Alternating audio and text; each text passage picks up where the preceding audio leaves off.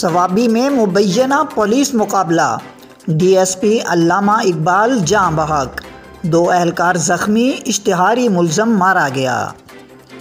ज़राए के मुताबिक सूबा खैबर पख्तूनख्वा के ज़िला सवाबी में मुबैना पुलिस मुकाबले में डीएसपी अल्लामा इकबाल जाँ बहक जबकि 2 एहलकार ज़ख्मी हो गए।